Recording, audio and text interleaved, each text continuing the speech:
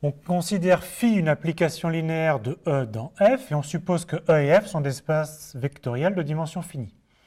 On doit montrer que phi est un isomorphisme, c'est-à-dire une application linéaire bijective, si et seulement si l'image de toute base de E est une base de F. Alors on va noter grand B une base de E, donc E1, E2, etc., En une base de E. Et on va noter B', la famille phi de E1, phi de E2, phi de En. Alors on ne sait pas si B' est une base ou pas, c'est l'objet de l'exercice. Alors on va d'abord considérer le sens direct. Donc on prend comme hypothèse que phi est un isomorphisme. Et donc on doit montrer que l'image de la base B, donc c'est-à-dire B', est une base de F.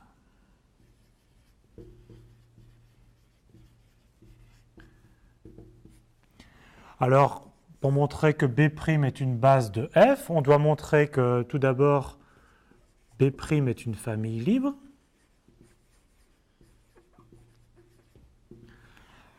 Donc comment est-ce qu'on montre qu'une famille est libre? On prend une combinaison linéaire nulle, donc on prend lambda 1 phi de E1 plus etc.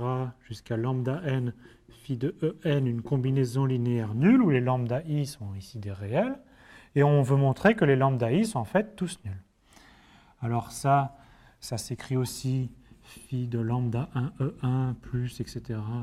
plus phi de lambda n En est égal à 0, qu'on peut écrire aussi phi de lambda 1 E1 jusqu'à lambda n En est égal à 0.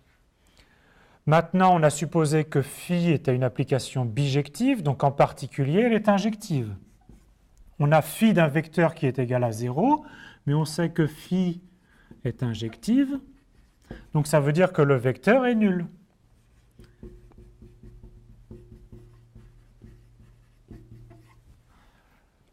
Donc on trouve que lambda 1 E1, etc., plus lambda n En est égal à 0. Mais on sait par hypothèse que B est une base. Si B est une base et qu'on a comme ça une combinaison linéaire nulle, forcément tous les coefficients linéaires, tous les coefficients lambda i sont nuls. Maintenant, qu'est-ce que c'était que les lambda i? C'était les coefficients de notre combinaison linéaire ici. On a pris une combinaison linéaire nulle, on a montré que tous les coefficients étaient nuls, et donc la famille B' est une famille libre. Maintenant, on doit montrer que la famille B' est génératrice.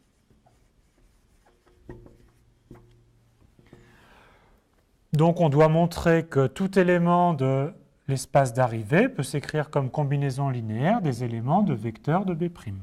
Donc on prend un élément Y appartenant à F. Alors on a supposé comme hypothèse que phi était bijective, donc en particulier phi est surjective. Ça veut dire qu'il existe X, un élément de l'espace de départ, tel que Y est égal à phi de X. Maintenant, X est dans l'espace de départ. Et on a une base, la base B de E. Donc il existe des coefficients, donc des scalaires lambda 1, lambda n, tels que X s'écrivent lambda 1 E1, etc., plus lambda n En. Maintenant, on va calculer Y. Qu'est-ce que c'est que Y? C'est phi de X. C'est donc phi de lambda 1 E1, etc., lambda n En. Et bien sûr, par linéarité, ça s'écrit lambda phi de E1, etc., plus lambda n phi de En. Donc on a bien écrit Y comme combinaison linéaire de vecteurs de B'. Et donc B' est bien une famille génératrice. Il ne reste plus qu'à conclure. B' est une famille libre, B' est une famille génératrice, et donc B' est une base de F.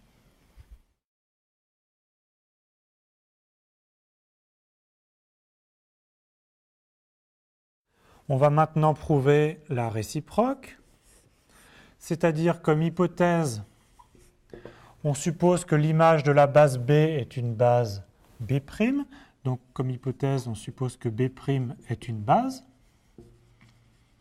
Et il s'agit de montrer qu'à ce moment-là, phi est une application linéaire bijective.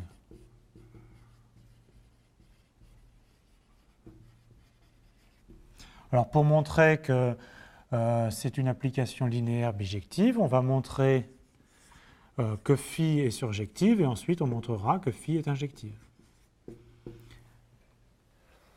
Alors tout d'abord, regardons comment est formé B'.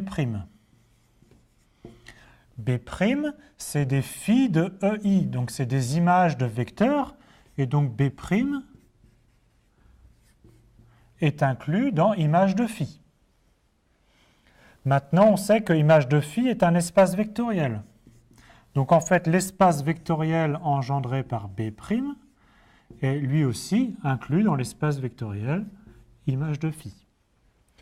Mais par hypothèse, B' est une base, donc B' est en particulier une famille génératrice. Donc qu'est-ce que c'est que vecte de B'? C'est en fait l'espace vectoriel d'arrivée tout entier.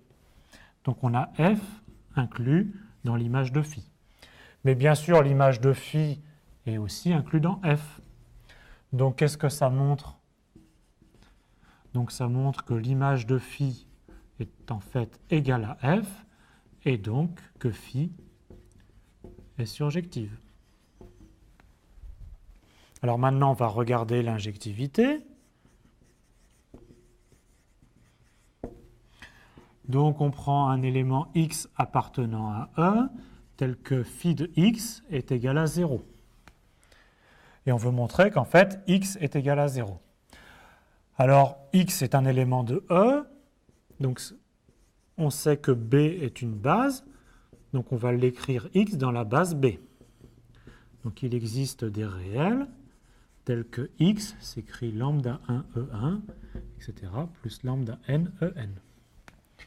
Nous, ce qui nous intéresse, c'est phi de x.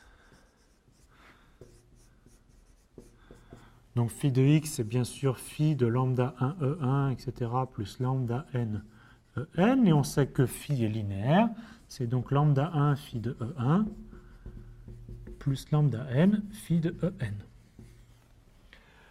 Maintenant, on sait que phi de x est égal à 0. Donc on vient de trouver une combinaison linéaire nulle. Mais par hypothèse, B' est une base. Donc on sait que phi de 1, phi de 2, etc., phi de n forment une base. On a une combinaison linéaire nulle où les vecteurs forment une base. Et donc, comme B' est une base, alors tous les coefficients sont nuls. Mais si tous les coefficients sont nuls, bien sûr, x est la somme des lambda i, ei, x est forcément égal à 0. Donc on vient de montrer que si phi de x est égal à 0, alors x est égal à 0. Et donc conclusion, on a montré que phi est injective, phi était surjective, donc phi est bijective.